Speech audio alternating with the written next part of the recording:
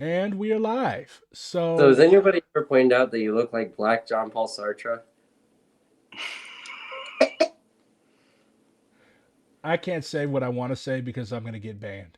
Anyways, so big, well, not even big, but like there was a row on Twitter about something I said about like analyzing the internal dynamics of the Black Panther Party. So tonight, um let's engage in a little bit of dialectics, all right? Like, let's divide one into two because this always happens when a group that people idolize, okay? And if there's a group that I idolize, it's the Black Panther Party. I don't know why people are like acting like I'm some anti Panther dude. Like, if you go on my Medium, like, pretty much every other piece I've written is about the fucking Black Panther Party. But True. apparently now I'm a Okay, so on Twitter today, let's see what have I been called? I have been called a white woman. I have been called a Gerald Levert lookalike. Somebody told me to take my AIDS medication, which is not very nice. I don't have AIDS.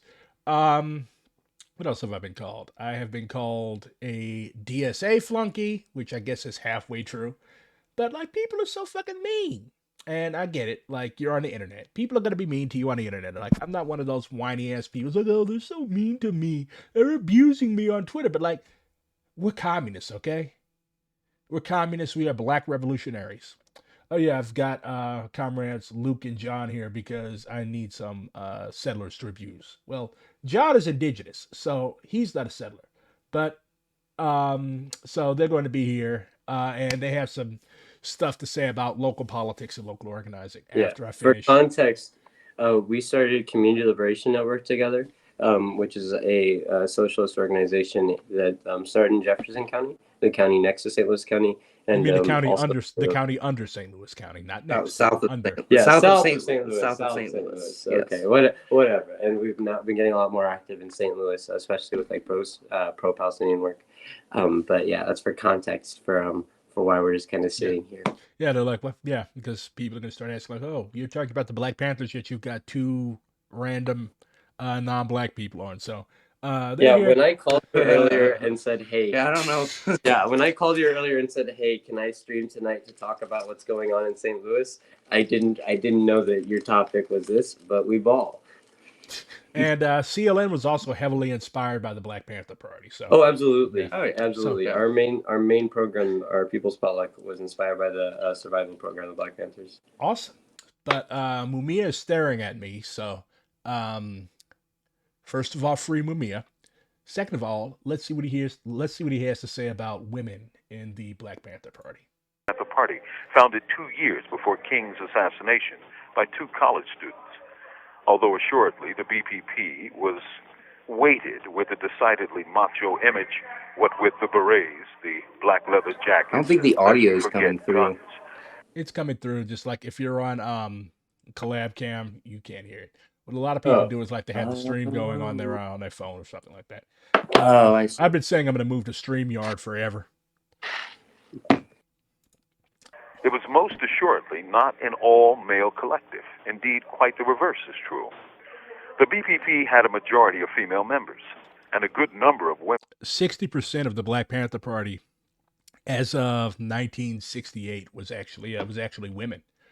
This was the case because like a lot of the original founding cadre of the party, especially if they hung out with Eldridge Cleaver, ended up getting shot or incarcerated. Like Huey was one of the original founders of the party, and he was incarcerated in '67, and he didn't get out until 1970, if I recall correctly. So he spent most of the Black Panther Party's heyday in prison. Like he never met Fred Hampton. So that's context. Women led local sections or even captaincies in cities. Indeed, the BPP was the only formation of the era to have a woman in complete command of the group under Elaine Brown. A lot of people have been saying that Elaine Brown um, was engaged in sleeping with a white CIA or FBI agent named Kennedy. So we can get to that later, though. Was the Black Panther Party sexist? Yes, without question. But within a Was the Black Panther Party sexist? Yes, without question. But there have been a lot of people today like denying that characterization, like denying that they had a sexism problem or a misogyny problem at all. And I understand like there's a difference between sexism and misogyny, but most people use the terms interchangeably. Sexist society, who was not?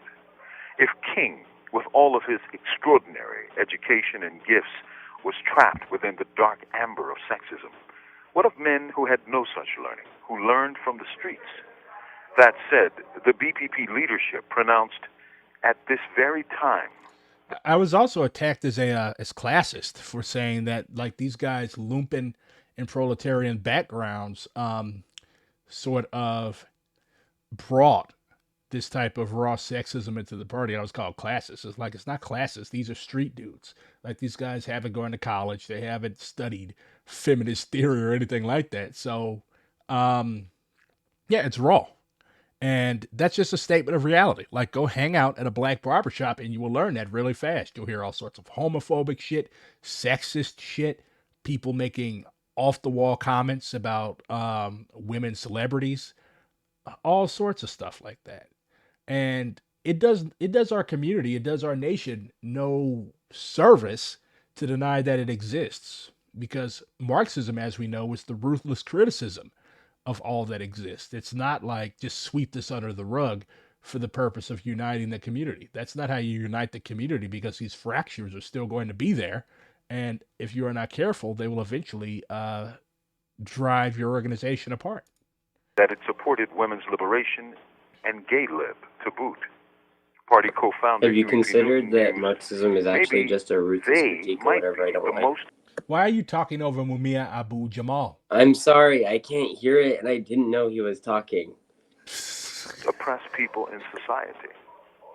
Frankie Malika Adams from the Brooklyn chapter of the party said, women ran the BPP pretty much.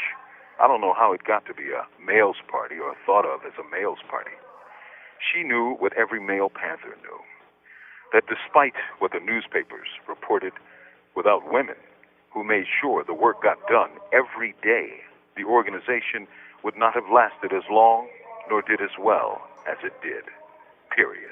Funny story about the New York Panthers.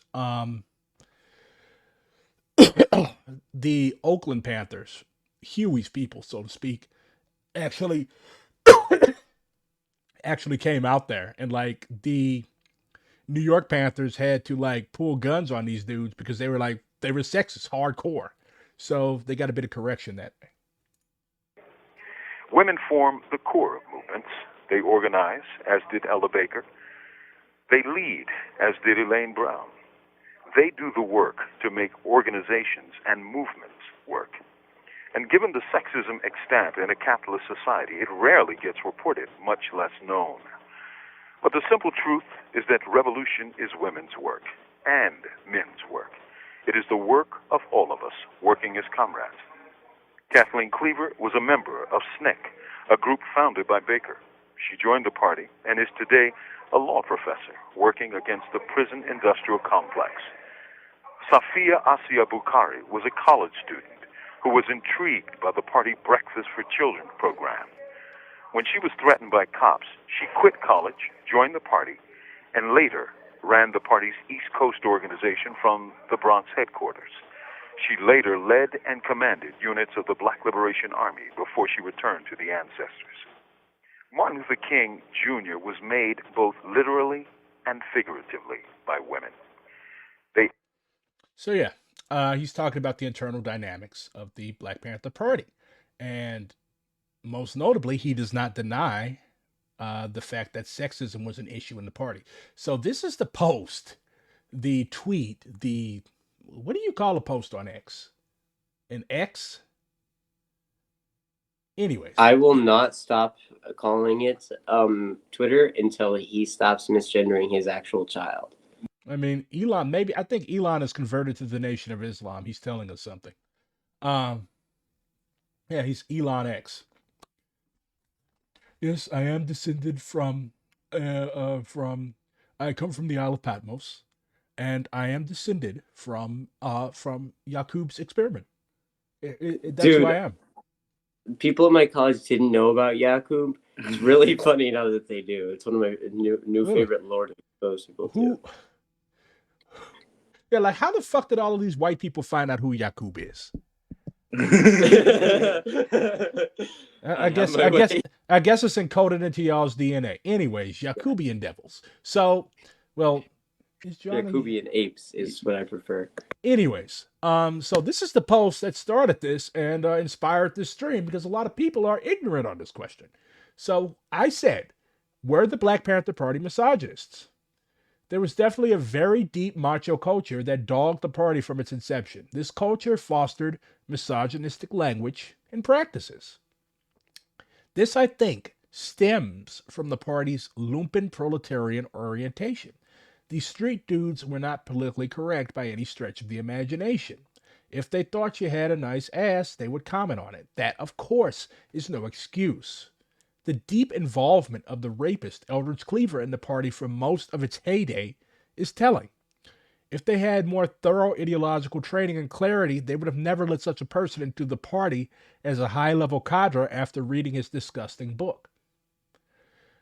There was a huge amount of Mactivism among Panther cadres, and they disgraced themselves at the 1969 SDS convention by having a representative saying stupid shit about pussy power. Fred Hampton actually had to tell visiting Panthers in Chicago that the women in his branch were not there for their own personal amusement, if I recall correctly. Women were instrumental to the development and day to day operations of the service programs, and when Huey fled the country after allegedly murdering a prostitute, Elaine Brown ran the party. These women fought tirelessly against being relegated to clerical drudgery and sex objects, and many distinguished themselves as soldiers. This dynamic still exists on the left today. Much necessary mutual aid and administrative work. Sorry, I had to approve something. Bail funds, fundraising, etc., is done by non male people while dudes play with their guns and look hella macho at protests. Never mind the frequent abuse scandals that are constantly swept under the rug. So, yes, the BPP, the Black Panther Party for Self Defense, definitely had a sexism problem. The left in general has a misogyny and sexism problem. This is some important stuff. That's true. Um, the visiting members called and said that and wanted Fred to get some girls over for them. Hampton told him to fuck off. I think that was in Black Against Empire. I'm not sure. But yeah, they wanted Chairman Fred to be a pimp. The last paragraph is the strongest part, saying that there was a sexism and ignores the tireless work that women had to do to reform the org from within. So I was getting kind of ate up in the quote tweets for a while. It made me sad to see so many black people jumping down my throat. Like, look at this guy. The BPP are the folk devils of America. No matter how many articles are written by female members, how many times the founders explain their ideology in writings, or the fact that they had a female president 30 plus years before the U.S. had a woman run for office, which is a lie. Well, it's not a lie. I think that the brother is just like historically ignorant. Like Shirley Chisholm ran for president in 1972 when the Black Panther Party still existed. They'd still be called misogynists. And this was a very popular post. Let's see what was said. The BPP will always be demonized by black queer people. I guess he saw the rainbow flag in my bio, and black women, despite its leadership being black women. Yeah, you're totally not homophobic, queerphobic, and misogynistic. Yeah, I can't think of any not terrible way to interpret that sentence. Yeah. It's like, I don't know what they were thinking when they typed it. A seemingly annual reminder on this from Erica Huggins. Let's see what Erica Huggins says. We didn't have to say much to Huey about that. It's like, okay, what do? We said A, B, C, and D, and he did it. This is an example of the way in which we listen to people within our communities as well. We went into the neighborhoods and asked, what communities survival programs do you want in your city and in your state? We didn't tell them what they needed. You need this. That displays a very good mastery of the mass lie. That's how you apply the mass lie. Women of the Black Panther Party, we laugh about it. My friends and I laugh about how there was this one composite woman. Mass media used images and descriptions that were a composite of nameless, historyless African American women with afros and a fierce gaze. We laughed because those images were not any woman we knew. But a great legacy of the Black Panther Party was the women who ran it, because the women ran the show. There is no man in the Black Panther Party who is alive today that would not agree with that and say it plainly, because if it hadn't been for the women, because we live in such a male-dominated and misogynist society, the men were arrested first, beaten first, killed first by the police, by the FBI, by the powers in place. So naturally, the women ran everything because we didn't get arrested as readily. So, I mean, Angela did, I did, Kathleen did, but it was not the routine. It was the men that they were after, especially COINTELPRO, because J. Edgar Hoover was a very twisted gay man. I don't mean being gay is twisted, obviously. He was not a well man. I'm sorry that his life was so horrific, but then he put his unbearable pain into COINTELPRO. As a result, my daughter has no father. Erica Huggins' husband was John Huggins, who was murdered alongside Bunchy Carter at UCLA in 1969. Slank says that women Panthers pushed the pussy power slogan just as hard as some men did, because that was, I guess, the party line. It was Huey who banned the slogan because the man, of course, is going to come to save the day. And gender equality vastly improved after 1968. By what metric?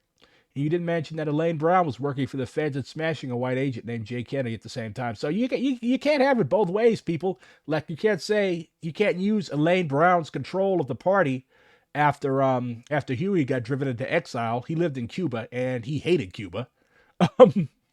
But like, you cannot say that, okay, they're not sexist because Elaine Brown was allowed to run the party, and then turn around and say that, but she was also a fed and a snitch.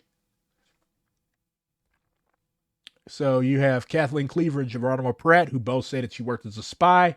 Her lover, a white dude named Jay Kennedy, was a CIA agent. She told lies about Huey, and Huey even tried to kick her out of the party for being a spy. So, honestly, do I believe that Elaine Brown was some type of snitch or agent provocateur? Yeah. Because, like, if you just compare, like, Panthers are still around, okay? Former Panthers are still around. They're doing community service work.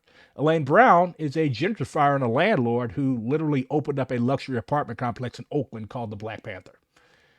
But the thing is, like, people always say this when Panther history is brought up. Like, they always rely on external contradictions. Yes, the CIA, the feds, the DEA, the ATF, all of these alphabet agencies, yeah, they came after the Black Panther Party. But you also have to consider that internal contradictions are a thing. As Maoists, we realize that it's easier to take apart a house from the inside than it is from the outside. If that house is well built, you can stand on the outside of that house and just punch until your fingers and your knuckles are bloody and broken, but you're not going to do anything to that house. Whereas if the house is an old ass cabin, yeah, you can literally kick it down, right? So you compare the Black Panther Party to other parties, the Chinese Communist Party, the Bolsheviks. Like, both of these parties suffered state repression as well. The fucking almost the entire Central Committee of the Chinese Communist Party was massacred by the Kuomintang in 1929. But they still were able to regroup. They were still able to take these sacrifices, learn from them, until they conquered power in the whole country in 1949. So state repression is not an excuse, because we have a wealth of history to learn from. And am I saying that there's a formula that we can use to escape state repression? Absolutely not. But you can't use state repression as a sort of stand-in for internal contradictions. Oh, this is why I pay communists no mind at all. But you're talking about the Black Panther Party, a literal communist group. Eventually, they will succumb to white thoughts of black groups. The Black Panther Party was not just a black group. It was a black communist revolutionary group. You got this guy just saying that this is crazy with no elaboration. He hated Cuba because I think this was in Elaine Brown's book. Of course, I understand a lot of people take whatever she says with a grain of salt, but like, he did not like the way that it was run. He basically thought like he wasn't able to get to live like he lived in when he was in Oakland. Like, in Oakland, he had a penthouse. He really loved his cocaine. He had nice watches, nice clothes. Of course, he also smashed his tailor's head in with the butt of a gun. But like, he wasn't used to like living in a third world country where those types of material conveniences were not easily had. Um, so I think he and Elaine Brown were sitting at a cafe or a bar or something, and he was complaining about, oh yeah, these people, they don't have shit, and you got to watch it. They're gonna steal your watch. And Elaine Brown was saying that she had given the maid in the hotel her comb. Don't get these motherfuckers shit, man. They're gonna try to steal. They're gonna steal everything you got. So obviously he was in some type of deep psychosis. Honestly, I believe they MK Ultra'd him when he was locked up and introduced him to drugs. Remarkable how many viewing this tweet have persuaded themselves a comrade commenting on also groundbreaking roles of women in Black Panther Party. Leadership somehow condemns as intrinsically misogynist BPP as a whole. He's not. He notes an issue we leftists have historically ignored at our peril. Unrelated thing, but didn't he try to sleep with Tupac's mom at one point and she shot him down because he was trying to act like an alpha male about it, calling himself a king and shit? Honestly, that sounds like something that Huey would do. After he got out of jail when the whole split thing happened, he gave himself the title Supreme Servant of the People. So this was not a very humble man. Bro, I'm not going to lie. Shush, dog. The critique is to advance, and I've yet to see any org advance. As I've said before, the goal now that most of us knew that the party did wrong and right is to push what did right and correct that they did wrong. Join the reestablished Black Panther Party, PLA. I wonder what PLA stands for.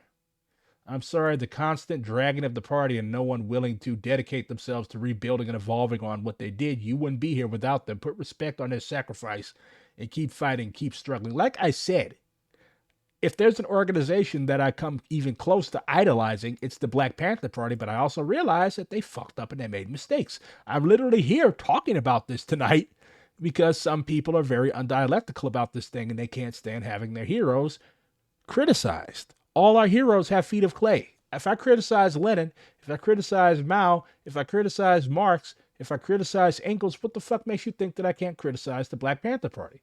I hate this sort of response. You are not allowed to criticize them. If you do, you're CIA or anti-revolution. Yeah, let's see It's what. very anti-Maoist, very anti-Marxist, like super in opposition to like the entire point of. Well, you have to consider that a lot of these people are not Marxists. They're not Maoists. They're verging reactionary black nationalists. Even still, it's just very like, I don't know. It's like, it's basically because like it's just basically treating the Black Panther Party as something like outside of history. Yeah, like a real, like this is some sort of mythology that's like immortal and untouchable. It's not some real thing that happened, you know, like a complicated event that you have to like study and like also kind of, actually like obviously like do the work of trying to replicate it. Like, it's important to like be input of organizations like we're in CLN and you're in DSA and so forth. Yeah. But like, you have to like pull all these things apart ruthlessly. Otherwise, you're going to fall for the same things that broke them down. Exactly. Right. And like people are like, why would you like the Black Panther Party was a specific creation of its time and its place. Oakland, California, 1966. So everybody that's talking about like, why are you trying to why are you trying to relive the past? You can't relive the past. The past is gone. Those conditions have changed and warped now. Oakland and Berkeley and all these other places where the Black Panther Party operated, like they've changed from being ghettos, basically. Now they're heavily gentrified. Like Huey and Bobby wouldn't even be able to afford an office in Oakland anymore. The left has this issue with where we treat our historical heroes and leaders like saints, and many of them are not. These BM black men forming these echo chambers and diminishing the work of all the black women who have written on and critiqued this by calling them white feminists and feds. Somebody even called me white earlier. I'm like, bruh, like I took a fucking DNA test. I am 90% sub-Saharan African. You needed to take a DNA test? Yeah, I kind of thought we were all on the same page on that one. All right, let's see what Elaine Brown has to say. No. Why would you say that? Why would you say that? That's what women say. They always think the Black Panther Party was some kind of chauvinist entity. They fail to remember that NAACP, SNCC, there was no progressive organization. There was no black organization that had any women in leadership except the Black Panther Party. And also, like, they keep saying this, like, having women in leadership does not mean that your organization cannot be misogynist. Like, Congress, the United States is literally killing women all over the world. And we have a substantial amount of women in Congress. We have a women vice president. We've had a woman as Secretary of State. We've had several non-male cabinet officials. And, like, okay, like, Kamala Harris is a woman. These people criticize bourgeois feminism, but Elaine Brown is making what amounts to a bourgeois feminist argument here. She's saying that the party cannot be sexist at all because it had women in leadership. Okay, like the prime minister of Italy right now is a woman, and she's Mamma mia. Yeah, Mamma Mia, an ostensibly fascist party. Yeah, girl boss Mussolini. Like it's like this, you know what I mean? It's just like an insane argument that like leftists and people who are definitely dissident and against Margaret motherfucking Thatcher. Margaret motherfucking Thatcher, for real. Yeah, Margaret Thatcher. I don't care. I don't care about any woman unless she has a net worth over £750,000. People would think women. Y'all gonna keep talking over Elaine Brown. Is she talking? As a matter of fact, the chief cook was a guy named Russell, whatever his last name was, I can't think of it. And the chief cook at our Lamppost was a guy named Mojo. Lamppost was a bar that was owned by the Black Panther Party. That's where Huey went to go snort all his coke, and then he come down trying to fight people and shit.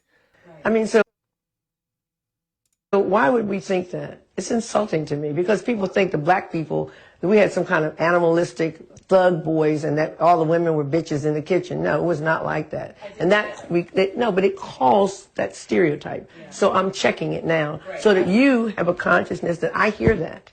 I hear people criticize the Black Panther Party all the time. Oh, it wasn't a part. It was, it was chauvinist. Oh, excuse me. Is the world not, a country that's not a patriarchy? Tell me what. So she's acknowledging that the Black Panther Party had chauvinist tendencies, but she's deflecting and saying that these tendencies were the product of society. Okay, but you're a revolutionary organization. Your goal is to try to change it. Which one it is? Do you know one?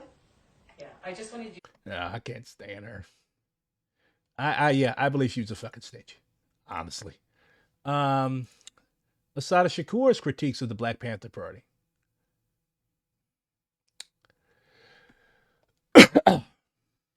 Let's see. You linked me to this long thing.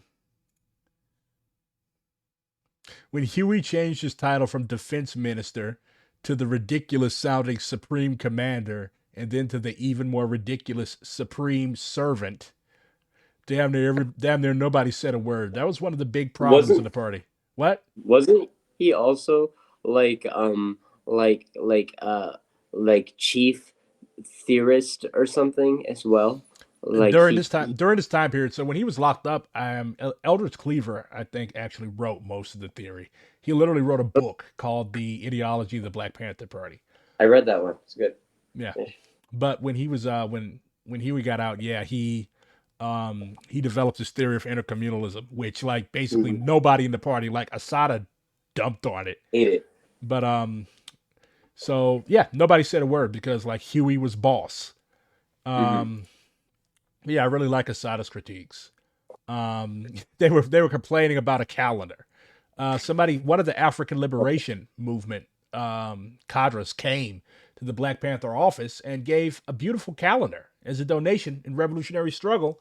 And Assada hung it up, and then she came to the office. They had took the calendar down, and she asked, "What the fuck did you do to this calendar that this African brother brought?" They said the calendar said international, and we're not internationalists. We're intercommunalists. I think one of the things that I like about the the new Black Panther Party for Revolutionary Communal Black Panther Party is that they don't do that shit at all. From my knowledge, that like they also like totally affirm Pan-Africanism, because I think part of the problem, if I'm not mistaken, whenever I was reading Assada's criticism, is that there was like a conflict with like Pan-Africanist groups, and I think that that the way that like the Revolutionary Communal Black Panther Party sort of is just like Pan-Africanism is one of the steps towards revolutionary communalism. I think that that's like, you know, a way better way of like adapting adapting revolutionary communalism. Mm-hmm. And then Kamal X says that who the fuck cares? They literally changed laws. You N-words are so damn annoying. Imagine risking your life for your people at the height of racial tension in America, and 60 years later you got some yeah, a lot of profanity. But like again, I do not hate the Black Panther Party. There's literally a panther in my banner on Twitter. But like by this standard, I should be saying that everybody should join and mindlessly support DSA because we've got people in Congress. Like this is just so. Isn't that your position? No. Oh man, these people are just so fucking stupid. Yeah, no, that's true. Did this man just say that the Black Panther Party was misogynistic because of association with poor black folks?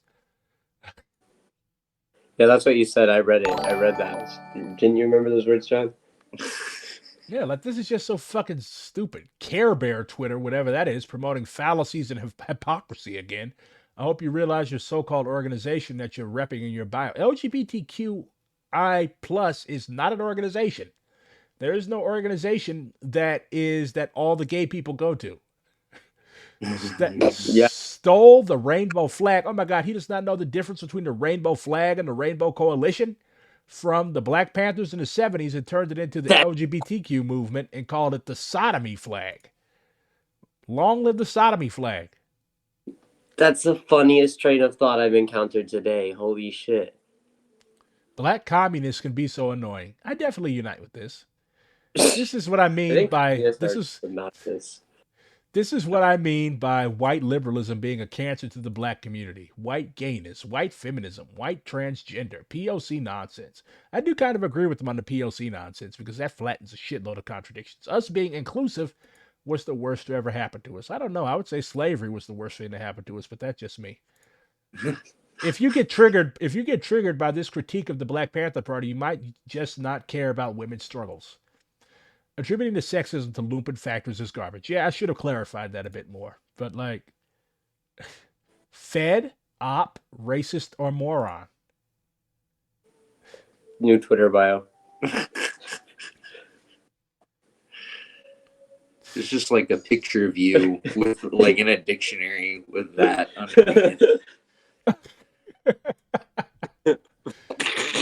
Dude, that's awesome.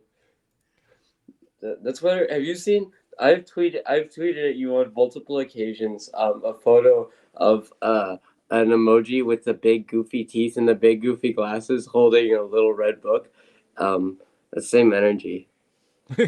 So I expanded on this a bit more afterwards. I said, no, nobody is saying that black men are inherently misogynistic or male chauvinist. This is a willful misreading. Chauvinism and misogyny comes from the fact that we live in a society that exploits and oppresses women and conditions men to think of them as objects for use, not as human beings. This behavior manifests itself in the lumpen and proletarian strata in various forms, like in all classes. And an organization such as the Black Panther Party that organizes this segment of the population will have issues with these if it is not actively rooted out and struggled against. Women cadre and the party did such important work to carry out this task, as did many principled male comrades such as Fred Hampton, but they were still struggle all the way up until the end of the formation, becoming defensive and saying that we are misandrists for talking about this struggle is historical revisionism and willful delusion. So here's a thread. Elaine Brown, who I despise, says that a woman in the Black Power movement was considered at best irrelevant. A woman asserting herself was a pariah. If a woman assumed the role of leadership, she was said to be eroding black manhood, to be hindering the progress of the black race.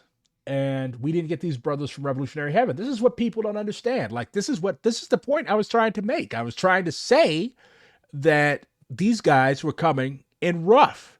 They hadn't been polished up. That was part of the purpose of political education, to polish them up, to get them out of these misogynistic, sexist habits.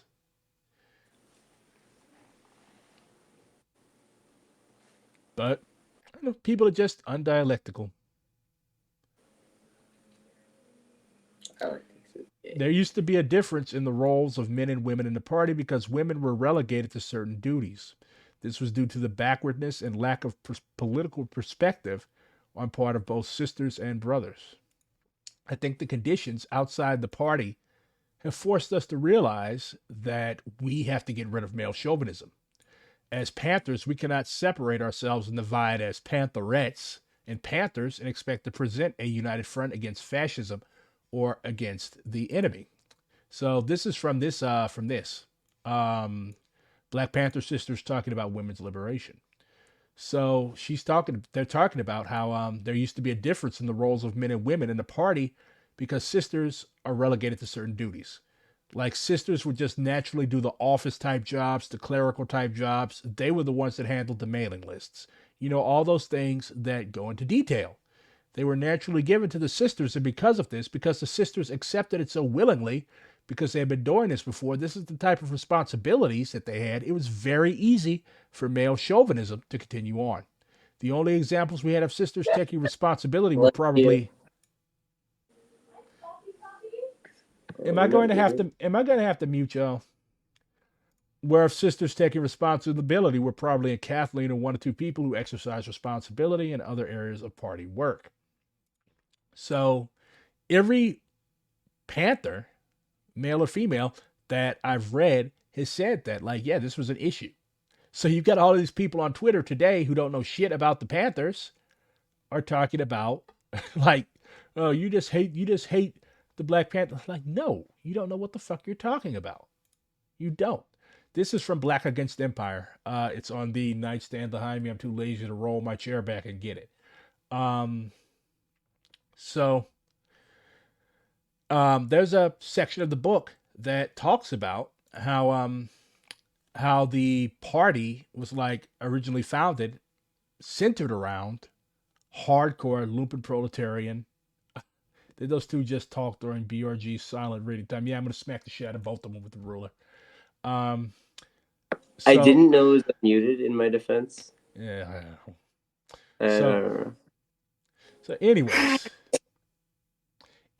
the book talks about how women and some men in the party demanded and led the party's often frank and difficult engagement with the increasingly wide range of gender equality issues, particularly the question of how to define black women's role in a revolutionary nationalist movement.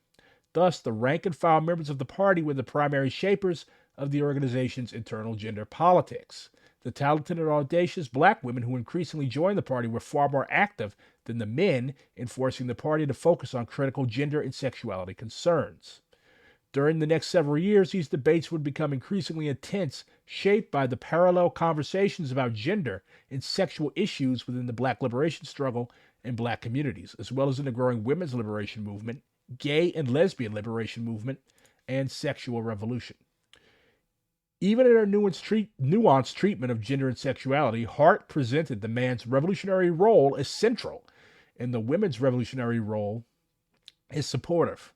This patriarchal orientation of Black Panther politics, common to most black nationalists and other movement organizations at this time, is evident throughout the party's early actions and communications, telling contrasts such as the iconic representation of Huey as a black warrior prince set against the relatively obscure representation of the Panther woman as woman warrior spoke to the initial masculine identity of the party. So there's this really good paper that I found. It's Whose Revolution Is This? Gender's Divisive Role in the Black Panther Party by Samuel Josephs, who was at Georgetown in '07.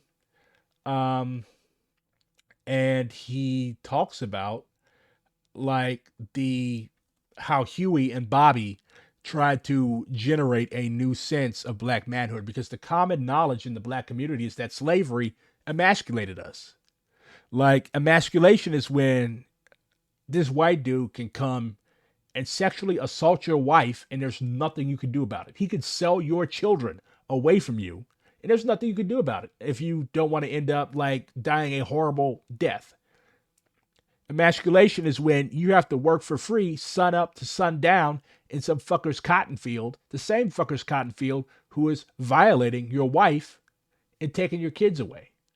So, yes, I understand why you would want to reconstruct this idealized macho perception of what a man is. Furthermore, the party set out to historically challenge historically powerful ideas about black men's place in America.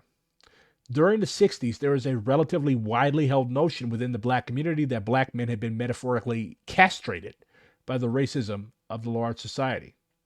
There was also the belief espoused by Malcolm X that black men had been timid in the face of racism as a result of lynching in the South and police brutality at the North. Sorry, just linked the article for you all's review.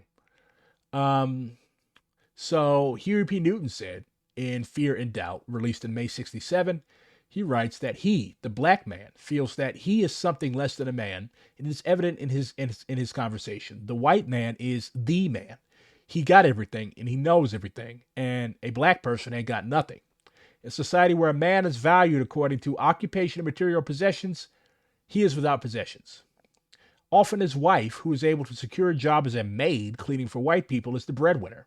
He is therefore viewed as quite worthless by his wife and children. Society will not acknowledge him as a man. So, yeah, like that's how patriarchal Christian society teaches us to define men.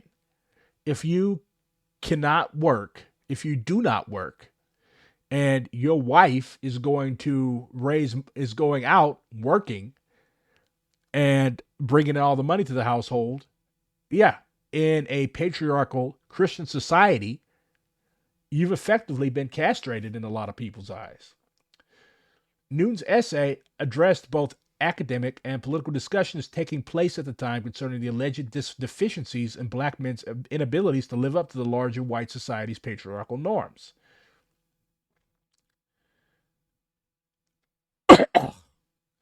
So then we've got Kathleen Cleaver, who is talking about how she recognizes that not only is the relationship between black men and black women complicated, it was in many ways in direct conflict with one another.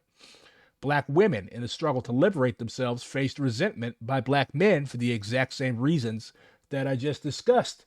Not just are you going out making all the money, but now you're talking all this women's lib shit. Black men, in their own struggle to regain a sense of manhood, took out their frustration on black women. Therefore, within the Black Panther Party, these two groups faced additional challenges.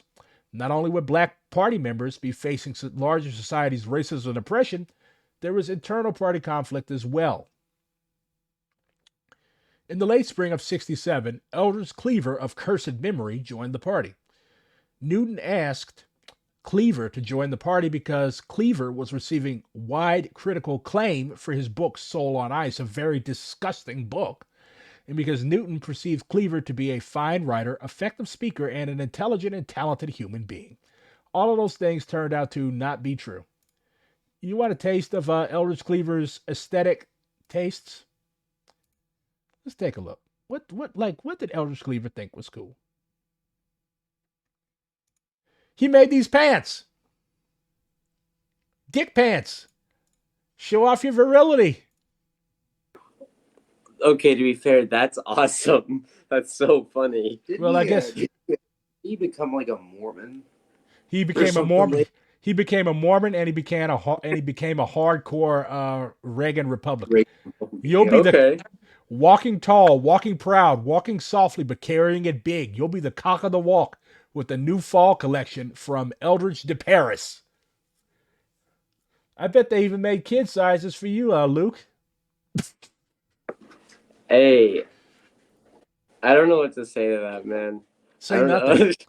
Yeah, I bet they made fucking mini me sizes for people like you.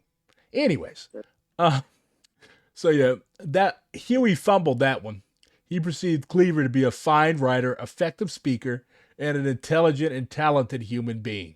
To be fair, I feel like take some intelligence in order to sell the dick pants. And yeah, he did get a bunch of nuns to shout out that Ronald Reagan is a pussy. So I guess he had a little bit of charisma, but still. Yeah, I think that's pretty much what he banked on, was his Yeah. charisma. Yeah.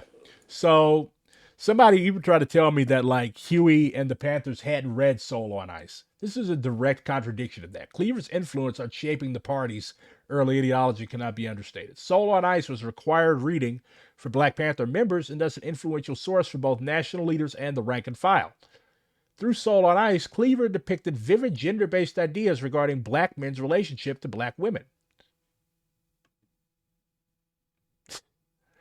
So, after all this macho shit, you had women that were becoming interested in joining the party. And a lot of these other organizations, like the Fred Hampton called them the Karangatangs, which is very internalized racism. But like all these cultural nationalist groups that basically wanted women barefoot, pregnant, and in the kitchen, the Black Panther Party, I would definitely say, was one of the most advanced groups, black or white, during this time period that that actually tried to struggle in a principled way with the gender contradiction. So I will definitely give them that. They were arguably the most advanced organization of their time period, if any time period. So they talk about COINTELPRO, which we've already discussed, but there is actually a line struggle in the pages of the Black Panther, which was their official newspaper. The willingness to openly display the dialogue illustrates the prominent role that gender played in the day-to-day party activities. I really like how they use the newspaper. Like, you've got trots that just write, they have a bunch of college kids or a bunch of old burnout hacks just writing the same hackneyed bullshit analysis over and over again. Like, you could literally submit something to the Black Panther Party if you were just an average, ordinary, everyday worker, and it would be published. And it was also used as a venue for debate. So if you have a paper, if you have an online web space, whatever, like, learn from how the Black Panther was used. An author who identified herself as Black Revolutionary submitted an article titled Black Woman. In referring to the Black woman, she wrote, "She has been the sounding board for the black man and his frustrations for 400 years. She has been provider and sympathizer for the black man since his castration by the white racist when the slave ships arrived from Africa. Yet today they are still waiting to be discovered by the black man. The black woman is in a peculiar position. As long as her man is deprived of his manhood, she is deprived of her man in her full womanhood. The black woman should take a supportive role in bringing about the awakening of the black consciousness of her man. Her main objective should be to assist in the rebirth of the black man's mind. It is a woman's duty to find the beauty in life and to unfold this beauty before the eyes of her man and children."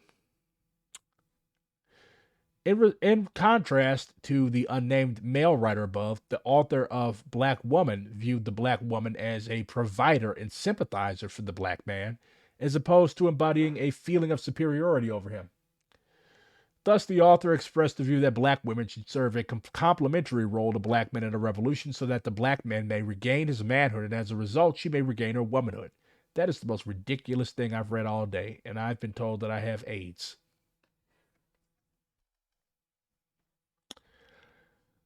In May 1969, Panther June Culberson's critique of the party's gender dynamics made its way into the Black Panther. This is 1969, and they were still going through this shit. Culberson says, "Our role is to fight in and participate in this revolution on an equal footing with our men. They have proved through practice that 1, it is necessary that we be given equal footing and equal rank according to acquired abilities. 2, it can be done without the emotional hang-ups concerning our sex, female, in direct relation to theirs, male. We would like to be regarded as panthers, not females, pantherettes, just panthers." Long gone were the days of Newton and Seal referring to the party as an organization that would involve the lower class brothers. Instead, female party members steered party rhetoric towards the use of gender-neutral terms such as comrades or soldiers. That is very advanced. So It reminds me a lot of like Anirban Gandhi's work within the Indian Maoist Party. yeah, Like I'm glad you brought that up because a lot of people just see feminism as being like, yay, Hillary Clinton is a girl boss. Like, no. Like, there has been communist revolutionary work written by communist revolutionary women, and this whole body of work is termed proletarian feminism. Like, there is working class feminism. Feminism is not an inherently bourgeois ideology. That's why I hate those Maoists that are like, oh, there doesn't need to be any proletarian feminism. Maoism already covers it. No, it doesn't. How the fuck are you going to have a feminism that's covered within an ideology that's named after a dude? So yeah, it's go ahead. Maoists are always like women hold up half the sky, and then we'll post all these things that's the sky full of a bunch of guys' heads. Yeah. You know. So, conclusion. The BPP was initially established as a distinctly male revolutionary organization that operated to challenge existing stereotypical notions of black men within both the internal black community and the larger white society. Early rhetoric focused on the recruitment of black men in an effort to produce powerful, positive images of black men who would combat racism and police brutality in America. The party's formation operated against the backdrop of its founders' theories concerning both race and gender politics, in which they placed black men at odds with each and every other American social group. Yet, over the course of the party's history, its membership and ideology went through dramatic transformations. This was partly due to a pragmatic need for survival amidst a decreasing male membership and increased female presence. Yet, as the party transformed, it also lost the focus of the early days and internalized the values and circumstances of the larger black white society.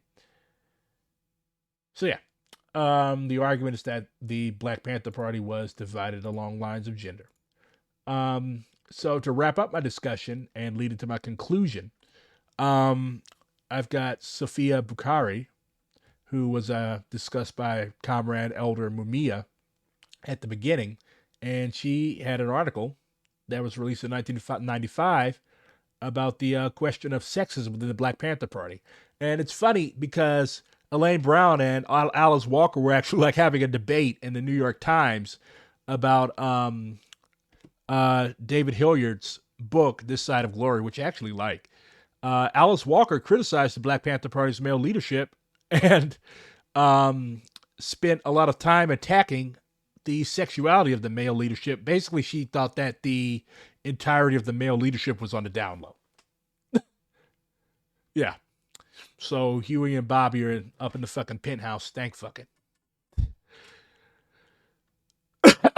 So she gives a history of the development of the Black Panther Party and covers a lot of the same stuff that was covered in the previous article that I read. So Bukhari says that the membership of the Black Panther Party was recruited from the community. Whatever was going on in the community and the society as a whole was reflective in the interaction of the members of the Black Panther Party. The simple fact that the Black Panther Party had the courage to address the question in the first place was a monumental step forward. In a time when the other nationalist organizations were defining the role of the women as barefoot and pregnant and in the kitchen, women in the Black Panther Party were working right alongside the men, being assigned sections to organize just like the men, and receive the same training as the men. Further, the decision as to what a person did within the ranks of the Black Panther Party was determined not by gender, but by ability. I think that's a bit of rosy sunglasses, but she was there. I wasn't. So I guess I'll defer to the dearly departed comrade sister. So yeah.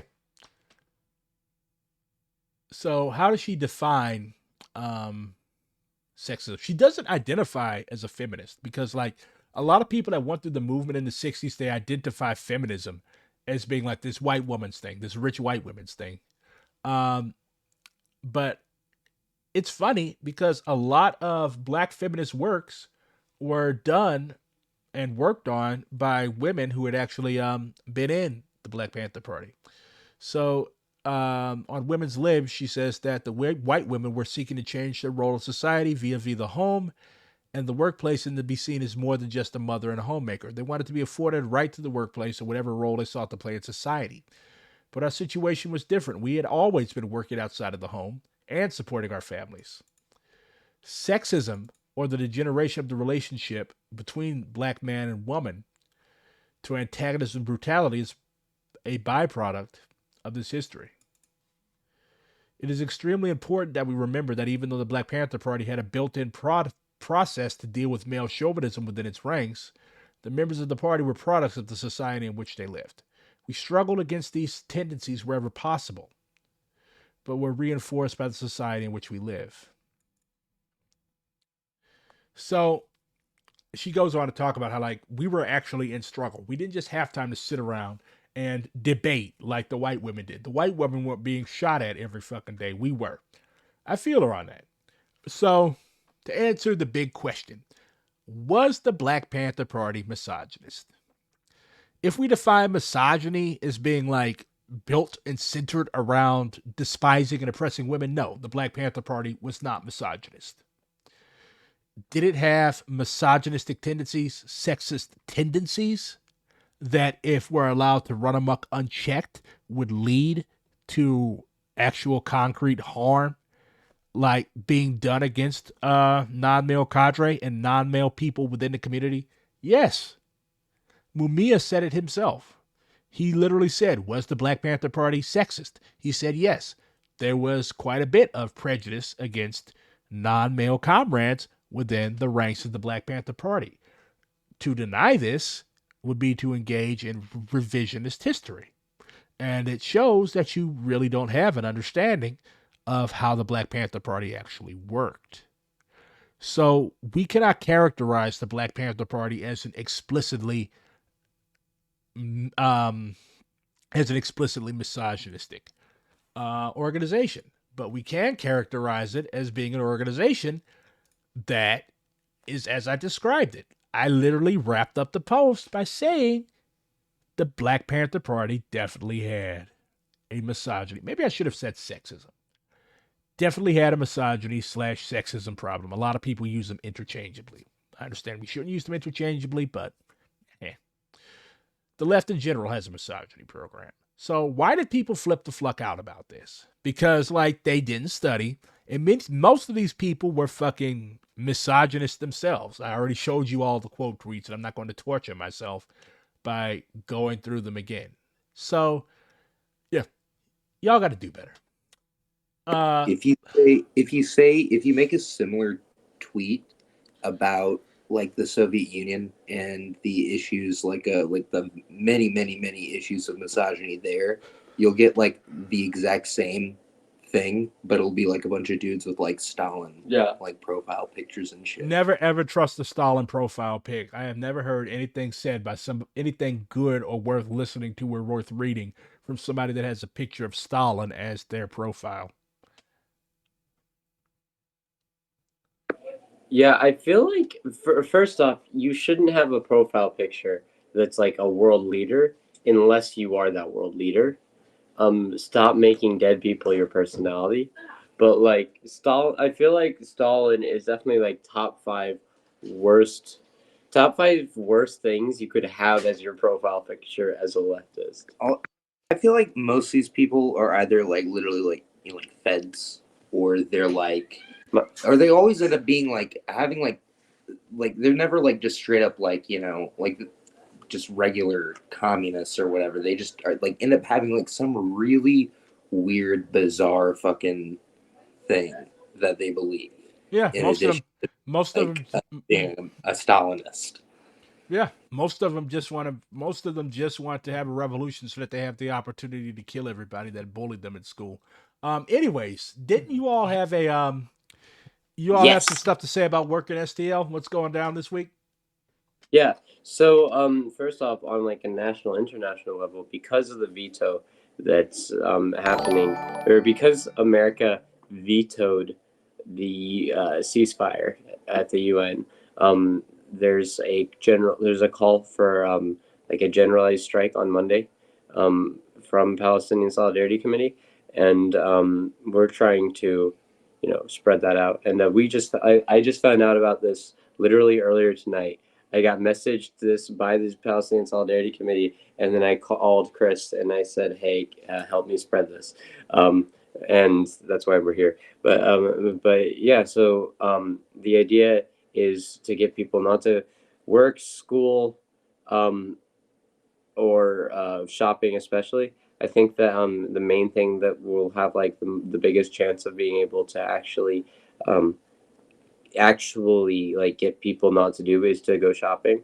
So going to be working on like like a while you're shopping bombs are dropping type postering thing like that, and trying to spread that around to get people not to go shopping and not to buy stuff on Monday. If you're watching this stream, don't buy things this Monday.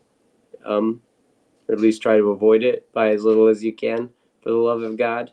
America is destroying an entire country. Your nation is committing genocide, and you have an unbelievable obligation to do the bare minimum against it. That's one of the main things. But because we've already been in conversation with members of like the Palestinian Solidarity Committee and with a local mutual aid organization, specifically a Lifeline Aid Group, which is a organization that works with unhoused people. It's run by mostly like Black and queer people, and has like an emphasis on like Black and queer like liberation, as well as just like improving the conditions of unhoused people. And they're basically, from my understanding, largely like a charity that does political work, or charity that helps with like protests and things like that. And they're leading a protest against or they're leading a protest that's going to be Monday at and I believe 5:30 or 6. I'll make sure I have that correct before I say this. That's going to be in St. Louis. Um, yeah, there's going to be a protest at Monday, December 11th at 5 p.m. at St. Louis City Hall, 1200 Market Street, because the mayor said that they would do like a lot more for homeless people than they are doing. The mayor of St. Louis, who's like extremely, like very liberal Democrat, is said that they would be like do a lot more for homeless people than what's being done, and most of what's being done is mostly just for like homeless veterans, and not for like the broader homeless community in St. Louis. And after a lot of like struggle and conflict over the homeless bill of rights being put through, the Lifeline Aid Group started this protest. And a Community Liberation Network, which is the organization that me and John started, we don't have like enough involvement in St. Louis to like be leading these protests or anything like that. We're just trying to like mostly help them, and then also sort of spread the word out into like Jefferson County and into Webster Groves and to the other places that we operate. But but uh, but yeah, but that's the main thing. And because a lot of the people who are involved in Lifeline Aid Group are also involved with like pro-Palestinian work. We're kind of the thing that we're trying to do is sort of build this like popular united front with like pro-Palestinian organizers and like pro-homeless, and just like this general popular progressive front, to keep like the momentum going. And yeah, that's the main thing that we're going to be doing. You should follow Community Liberation Network on Facebook or Instagram, to get like actual like updates and stuff. And yeah, that's kind of like that's the main thing that I really wanted to kind of come out and say is everybody around America, try to get people to stop shopping because bombs are dropping. Stop shopping, bombs are dropping. And also, I'm anticipating there's two ways that things can go after finals. Either either everybody's time is going to be freed up, and as a result of that, we're going to have a lot more pro-Palestinian protests, or all the college students are going to be back to their hometowns and dispersed and no longer organizing, and as a result of that, we'll have a giant like kick in the momentum of it, or like we'll lose the momentum. So one of the things I also kind of wanted to come on the stream and say, because I read a lot of like COINTEL documents that were a lot of documents from COINTEL against like 60s left radicals that have been released by Freedom of Information Act. And one of the biggest things is that literally at the end of every semester, anti-imperialist work would just drop off because college kids would go home and they wouldn't be organizing with each other Yeah, anymore. that was actually a pretty common thing. That still happens Mhm. today.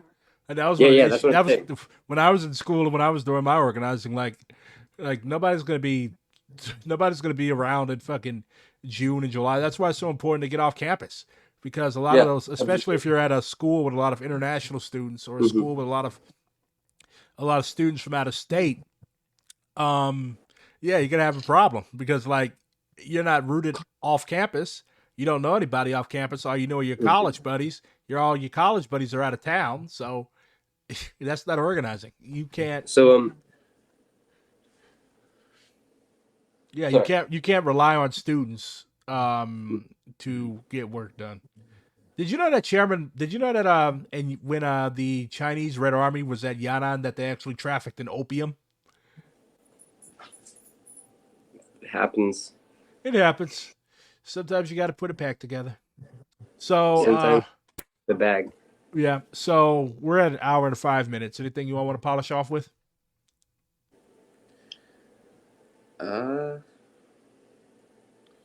Hey, look, Luke, it's your ancestors. Oh, is it an imperialist? It's your Oh, wow. ancestors. Oh wait. Oh, Yay. it's is it Robert E. Lee? Oh yeah, no, it's Aren't, Robert aren't E. you Yeah. aren't you literally descended from him? Yeah, no. Terrible bug fact. I am Robert E. Lee is, I think, if not my great uncle, like my great great uncle. Jesus. Yeah. Not really. That's not that crazy though. Yeah. Like, I feel like Uh-huh. like those people they had like a shitload of kids and stuff. They have. I was Hi, like, Nate. Yeah, because half the kids would fucking die. Yeah. yeah. Yeah. Some of them got to me though. Somehow it got here. So what do we want to polish off with? What I want to polish off with, if you are listening to this stream, great. Do things in real life. Yeah. Connect with Palestinian Solidarity Committee. Wherever you are, wherever you're listening to this, there is some organization that is there's probably somewhere nearby that's doing pro-Palestinian work. And if there's not, find whatever progressive organizations exist. Whether it's like Black Lives Matter, something feminist, something queer, something pro unhoused people, whatever. Start working with them. Black Red Guard fan club. Exactly. You mean I'm not gonna make a joke about that, but connect with whatever progressive organizers are in whatever town you're living in over winter break, and connect them with and try to help them connect with the pro-Palestinian cause in general. Try to it's really important to get college students because college students are an important part of organizing protests and stuff historically, but if they don't connect with the broader workers and people, then it won't get anywhere. So the main thing I wanted to finish off by saying is listening to a stream and not doing anything in real life doesn't matter. Listening to a stream and not doing anything in real life will never get us anywhere better. It doesn't matter. Palestinian children will still die. You need to do things in the real life. Do you have anything you want to say, John? Yeah, I kind of want to emphasize that point that the whole purpose that CLN was founded around was that all of these people that we knew, this whole kind of friend group that we had, all had these similar ideas and similar political orientation, but we weren't really doing anything about it, and we weren't really organized. So we got organized and we started to do things about it. That's the whole principle. Somebody just got 6 30-second long ads while y'all were talking. Yeesh. Oh my God. Oh wow. Oh man, I'm sorry. Well, I was giving you an ad for doing things. I was giving an ad for praxis. That's a sign that y'all are talking too fucking much. I'm joking. Somebody wants to know, how do I decide who I allow on the stream? Can anyone co-host with me? I mean, yeah, if you think that we'll mesh pretty well, if they have interesting things to say, yeah, just shoot me a line. That's awesome. They saw us and were like, "Oh shit! Literally anyone can make it on." Yeah. You don't have.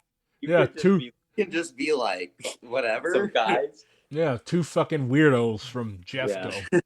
Yeah. I like also how little context about us is really given. Is one of my favorite parts. I like just sort of mysteriously popping up places. What is it, potato salad? You got a guest idea, or do you want to come on?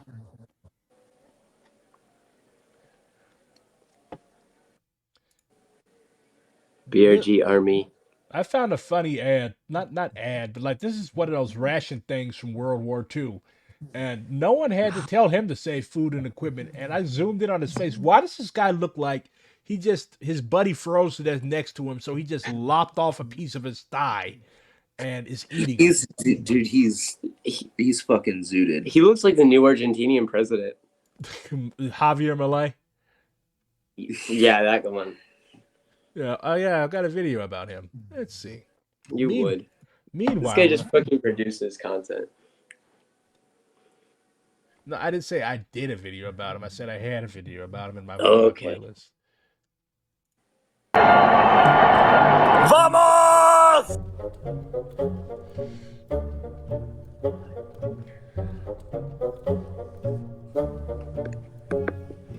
¡Zurdos, hijos de puta, tiemblen! ¡La libertad avanza! ¡Viva la libertad, carajo! This guy is like, he's like a fucking Grand Theft Auto character. ¡Vamos!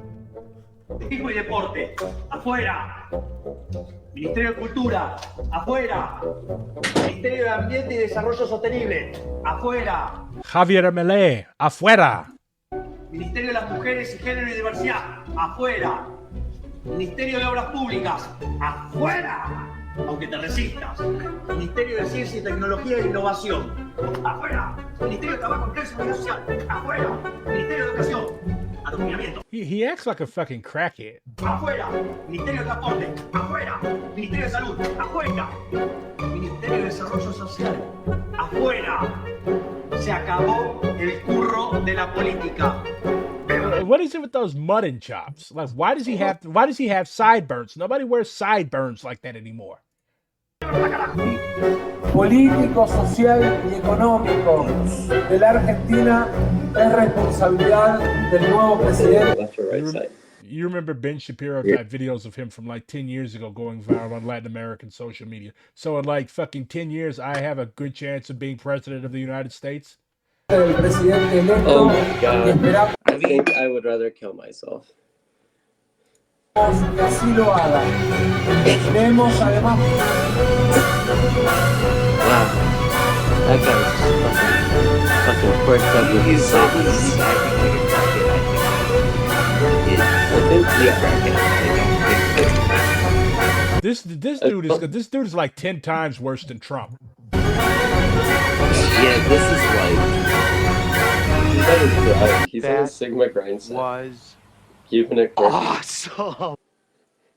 Yeah, he's fucking nuts. This dude's gonna die in a really crazy way, like in Yeah. a super, like fucked up, bizarre. He's gonna way. die. Then some ANCAPs like try to go. Then some anarcho-capitalists try to like start a commune in the Atacama Desert or something, and they all died. I had never heard about that, but Sure. that sounds like something That fits sounds into my plausible. worldview pretty easily. I have heard of like different communities kind of Yeah. living off grid. Didn't Black Hammer do that? They tried to do that. I think they pretended that they were gonna try to do that, and then like took the money Sigma. or whatever that situation was. I don't know. Yeah, that was a scam. No, Slab City. That's not what I was talking about when I was thinking about ANCAP communes. Yeah, this is the thing I was thinking of, but Yeah, whenever I think ANCAP commune, I just think like Taiwan, or like right after the Chinese Civil War. Yeah, You know? I think of like yeah, I it's- can't find it. I don't give a shit. Hopefully they're all dead. Or I think Pinochet. of like BioShock actually. Yeah. But Whatever Bioshock. happened to the monarchists that tried to overthrow the German government? I imagine they're all chilling their heels in a very well appointed prison right now. I remember what were they called? I remember doing a lot of research on that when it happened. wait, what? The German monarchists the group of like monarchists and Nazis who had a conspiracy plan to seize power over Germany, but were thwarted by German. When did that happen? 2021 or 2022. What the fuck? I don't remember hearing about this. I What the put hell? it in the fascist uprising timeline. There was one. What? Oh yeah, here it is. 2022. Wait, was there I did another? not- Was 20, there a there, second? there was one in crazy. 2022. Yeah, look. Okay. That's what I'm talking They about. tried to stage a coup with only 25 fucking people Which is I crazy. mean, on To be fair, December my 7th. uncle 25 people 25 people were detained on suspicion of plotting to overthrow the German government. The coalition of far-right activists and ex-military personnel planned to storm the Bundestag and seize power. The main coup plotters referred to themselves as the Patriotische Union and belonged to the Reichsbürger movement, which is a far-right extremist movement in Germany. super pro Russia, very pro Putin. They were This planning guy, on they were planning to install a guy who was going to be Heinrich the 13th. Unlucky number. No wonder they fucking lost. They were thought to have at least 21,000 members. Their fundamental conviction is that the current Federal Republic of Germany, its institutions, and democratically elected officials are unconstitutional. Many adherents of the Reichsbürger movement are convinced the Federal Republic is not a sovereign state, but instead a corporation. Members of the movement refuse to submit to the will of the government, including founding taxes. Oofda. Well, good for them. I hope they're having fun in prison right now. on their arc. All right. Can I get it all power to the people? All power to the people. All power to the people. Death to monarchy.